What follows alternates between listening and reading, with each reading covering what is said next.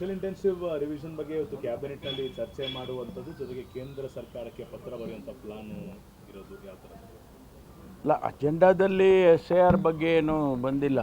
ಆದರೆ ಇನ್ಫಾರ್ಮಲಿ ಡಿಸ್ಕಷನ್ಸ್ ಆದರೆ ಏನು ಪರಿಸ್ಥಿತಿ ಇದೆ, ಅದರ ಇಂಪ್ಯಾಕ್ಟ್ ಏನಿದೆ ಆಗುತ್ತೆ ಅನ್ನೋದ್ರ ಬಗ್ಗೆ ಚರ್ಚೆ ಮಾಡ್ಬೋದು. ಯಾಕೆಂದರೆ ನಾವು ಈಗಾಗಲೇ ಕಾಂಗ್ರೆಸ್ ಪಕ್ಷ SIR ವಿರುದ್ಧ ಅನೇಕ ಬಾರಿ ಹೇಳಿದೆ. ಈಗಾಗಲೇ 5 ರಾಜ್ಯದ ಚುನಾವಣೆಗಳ ಮುಂಚೆನೂ ಕೂಡ ಈ ಮಾತುಗಳು ಬಂದಿತ್ತು.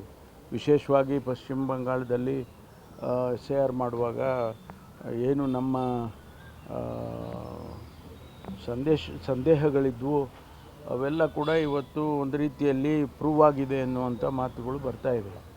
ಹಾಗಾಗಿ ನಾವು ಇಲ್ಲಿ ಯಾವ ರೀತಿ ಎಚ್ಚರಿಕೆಯಾಗಿರಬೇಕು ಏನು ಅನ್ನೋದ್ರ ಬಗ್ಗೆ ಚರ್ಚೆ ಆದರೂ ಆಗ್ಬೋದು. ಅಜೆಂಡಾದಲ್ಲಂತೂ ಸಬ್ಜೆಕ್ಟ್ ಇದು ಇಲ್ಲ. ಇವತ್ತು ಕೇಸ್ಗಳನ್ನು ವಾಪಸ್ ಪಡೆಯುವಂಥ ವಿಚಾರ ಕೂಡ ಈಗ ಕ್ಯಾಬಿನೆಟ್ ಚರ್ಚೆಗೆ ಬರ್ಬೋದು.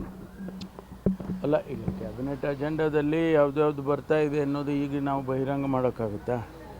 ಅಲ್ಲಿ ಈಗ ನಾವು ಕೇಸ್ಗಳನ್ನು ವಾಪಸ್ ತಗೊಳ್ಳೋದಕ್ಕೆ ಕ್ಯಾಬಿನೆಟಲ್ಲಿ ಒಂದು ಸಬ್ ಕಮಿಟಿ ಇರುತ್ತೆ. ಆ ಸಬ್ ಕಮಿಟಿ ಅವರು ಏನು ತೀರ್ಮಾನಗಳನ್ನು ಮಾಡಿರ್ತಾರೆ ಅದನ್ನು ಸಂಪುಟಕ್ಕೆ ತರ್ತಾರೆ. ಅಲ್ಲಿ ಸಂಪುಟ ತೀರ್ಮಾನ ಆದಮೇಲೆ ಅದು ಪ್ರಾಸಿಕ್ಯೂಷನ್ ಡಿಪಾರ್ಟ್ಮೆಂಟಿಗೆ ಹೋಗುತ್ತೆ.